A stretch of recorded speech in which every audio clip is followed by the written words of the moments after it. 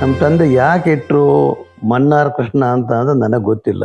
ಯಾಕಂದರೆ ನಮ್ಮ ತಂದೆ ಹೋಗ್ಬಿಟ್ಟಾಗ ನಂಗೆ 2-3 ವರ್ಷ. ನಮಗೆ ಬುದ್ಧಿ ಬರೋ ಹೊತ್ತಿಗೆ ನಮ್ಮ ತಾಯಿ ಹೋಗ್ಬಿಟ್ರು. ಯಾಕೆ ಇಟ್ಟರು ಅಂತ ಕೇಳೋದಕ್ಕೆ ಯಾರು ನಮಗೆ ಹೇಳೋಗಲ್ಲ. 5ನೇ ಕ್ಲಾಸ್ವರೆಗೂ ಏನು ಓದೇ ಇಲ್ಲ. ಆಮೇಲೆ ಓದ್ತಾ ಇರೋದು.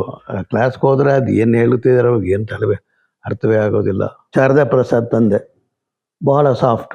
ಹೈಸ್ಕೂಲ್ ಫಸ್ಟ್ ಇಯರು ಸೆಕೆಂಡಲ್ಲಿ ಇದ್ದಾಗ ಅವ್ರು ಹೆಡ್ ಮಾಸ್ಟರ್ ಆಗಿದ್ರು. ನನಗೆ ಕೃಷ್ಣಸ್ವಾಮಿ ಅಯ್ಯಂಗಾರ್ ಅಂತ ಬಂದರು. ನಾನು SSLCಲಿ ಇದ್ದಾಗ ಯಾವುದೋ ಒಂದು ಹಬ್ಬಕ್ಕೆ ಏನೋ ರಜಾ ಬೇಕು ಅಂದ್ಕೊಂಡು ಹೋದರು ಹುಡುಗರು. ರೂಲರ್ ತಗೊಂಬಂದರು. ಎಲ್ಲ ಓಟ ಸಿಕ್ಕಾಪಟ್ಟೆ ಹೊಡೆಯೋರು. ಇದ್ದಕ್ಕಿದ್ದಾಗ ಹೊಡೆಯೋದು ನಿಲ್ಲಿಸ್ಬಿಟ್ರು. ಸಾರ್ ಏನರೋ ಸರ್ ನೀವು ಹೊಡೆಯೋದು ಬಿಟ್ಬಿಟ್ರಲ್ಲ ಯಾಕೆ ಸಾರ್? ಸರಿ ಅವರು ನಕ್ಬಿಟ್ಟು ಬುದ್ಧಿ ಕಲ್ತ್ಕೊಂಡೆ ಕಣ್ರೋ, ಬುದ್ಧಿ ಕಲ್ತ್ಕೊಂಡೆ, ಇದೇ ಟೋನಿಲಿ ಹೇಳಿದ್ರು ಅವರು. ಅರ್ಥವಾಗಲಿಲ್ಲ ಹಾಗಂದ್ರೆ ಏನು ಅಂತ. ನಿಮಗೆ ಪಾಠ ಮಾಡಲಿಲ್ವೇನ್ರೋ ಯೂಸ್ ಆಫ್ ವೆಂಜನ್ಸ್ ಅಂತ. ಆವಾಗ ಪಾಠ ಕಲ್ತ್ಕೊಂಡೆ.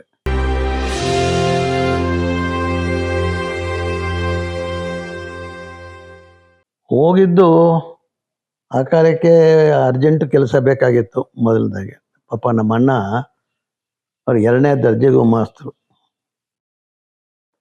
39 ರೂಪಾಯಿ ಏನೋ ಸಂಬಳ ಬರ್ತಿತ್ತು. ಅವ್ರಿಗೂ 2-3 ಮಕ್ಕಳು.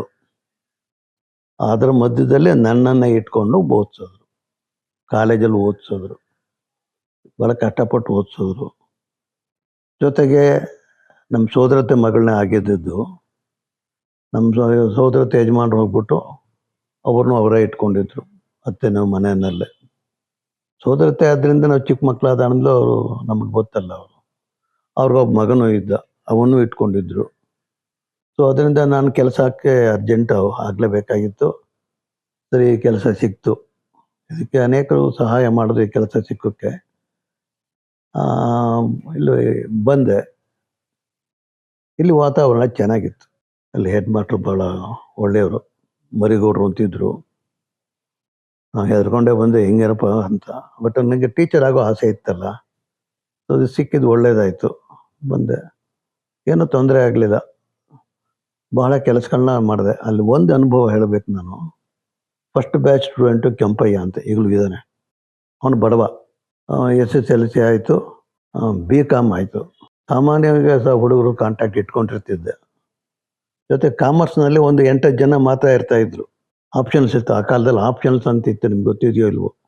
ಸೈನ್ಸ್ ಆ್ಯಂಡ್ ಮ್ಯಾಥಮೆಟಿಕ್ಸ್ ಇತ್ತು ನಮ್ಮ ಸ್ಕೂಲ್ನಲ್ಲಿ, ಆರ್ಟ್ಸ್ ಇತ್ತು, ಕಾಮರ್ಸ್ ಇತ್ತು. ಸಾಮಾನ್ಯವಾಗಿ ಎಲ್ಲರೂ ಆರ್ಟ್ಸ್ಗೆ ಹೋಗೋದು. ಕೆಲವು ಬುದ್ಧಿವಂತರು ಸೈನ್ಸ್ಗೆ ಹೋಗ್ತಾರೆ. ಎರಡರ ಮಧ್ಯದಲ್ಲಿ ಕೆಲವರು ಕಾಮರ್ಸಿಗೆ ಬರ್ತಾರೆ. ಒಂದು 10-15 ಜನ ಇದ್ದರು. ಸೊ ಅವರೆಲ್ಲ ಕಾಂಟ್ಯಾಕ್ಟ್ ಇದ್ದಾರೆ. ಅವ್ರ ಬಗ್ಗೆ ಇವನು ಒಬ್ಬ ಕೆಂಪಯ್ಯ ಅಂತ. ಇನ್ನು BCom ಆದಮೇಲೆ ಒಂದು ದಿವಸ ಬಂದ. ಸರ್ ನನಗೆ ಆ ವರ್ಷ DL college of education start ಆಯಿತು ಮೈಸೂರಿನಲ್ಲಿ. ಇವನಿಗೆ B.Edಗೆ ಸೀಟ್ ಸಿಕ್ತು. 60 ರೂಪಾಯಿ ಸ್ಟೈಪಂಡ್ ಬೇರೆ ಕೊಡ್ತಾರೆ. ಬಂದ ಖುಷಿಯಾಗಿ, ಸರ್ ಹೀಗೆ B.Ed ಸೀಟ್ ಸಿಕ್ತು, 60 ರೂಪಾಯಿ ಸ್ಟೈಪಂಡ್ ಕೊಡ್ತಾರಂತೆ, ನಮ್ಮಪ್ಪ ಓದು ಅಂದರು, ಓದ್ಬಿಡ್ತೀನಿ ಸರ್ ಅಂದ್ಕೊಂಡು ಬಂದ. ಸರಿ ಕೇಳಿಸ್ಕೊಂಡು ಹೇಳಿದೆ, ನೋಡಪ್ಪ ಒಳ್ಳೆಯದು, ಓದ್ಬೋದು, ಆದರೆ ಇನ್ನು 1 ವರ್ಷ ಕಷ್ಟಪಟ್ಟು ಓದ್ಬಿಟ್ಟು MCom ಮಾಡಿಕೊಂಡ್ರೆ ನೀನು ಕಾಲೇಜಿಗೆ ಹೋಗ್ಬೋದು. ಇಲ್ಲಿ ನೀನು ಹೈಸ್ಕೂಲ್ ಇರಬೇಕಾಗುತ್ತೆ. ಯೋಚನೆ ಮಾಡು, ನಿಮ್ಮ ತಂದೆನ ಕೇಳು, ಗೊತ್ತಾಯ್ತಾ? ಇನ್ನೊಂದು ವರ್ಷ ಕಷ್ಟಪಟ್ಟು ಹೆಂಗೋ ಸ್ವಲ್ಪ ಬಡವರು, ಅದು ಟ್ರೈ ಮಾಡು ಅಂತ ಅಂದೆ. ಅದರ ಮೇಲೆ ಹೋಗಿ ಹೇಳಿದೆ. ಅವರು ಒಪ್ಕೊಂಡ್ರು. ಕೊನೆಗೆ ಮಾಡ್ದೆ. ಹಾಗಾಗಿ ಬರೋಣ. ಕೊನೆಗೆ ಅವನು ನಾನು ಎಲ್ಲಿ ಓದೋದು RC ಕಾಲೇಜು, ಅಲ್ಲೇ ಪ್ರೊಫೆಸರ್ ಆಗಿದ್ದು ರಿಟೈರ್ ಆದ. ಒಂದು 15 ದಿವಸದಿಂದ ಫೋನ್ ಮಾಡಿದ್ದ, ಸರ್ ಎಲ್ಲಿದ್ದೀರಿ, ಬರಬೇಕು, ತುಂಬ ದಿವಸ ಆಯ್ತು ನೋಡಿ ಅಂತ. ಟೀಚರ್ ಗೈಡೆನ್ಸ್ ಬಹಳ ಇಂಪಾರ್ಟೆಂಟು. ನಾನು ಕೆಲಸಕ್ಕೆ ಸೇರಿದ 6 ತಿಂಗಳಲ್ಲಿ ಇನ್ಸ್ಪೆಕ್ಷನ್ಗೆ T. ವಾಸ್ತವ್ಯ ಬಂದರು. ಟೆರ್ರರು ಆ T. ವಾಸ್ತವ್ಯ. ಕೇಳಿದ್ರೆ ಹೆಸರನ್ನ? ಅವರ ಡೈರೆಕ್ಟರ್ ರಿಟೈರ್ ಆದರು. ಆಗ ಮೈಸೂರು ರೀಜನ್ಗೆ ಡೆಪ್ಯೂಟಿ ಡೈರೆಕ್ಟರ್ ಆಗಿದ್ದರು. ಟೆರ್ರರು ಒಂಥರ.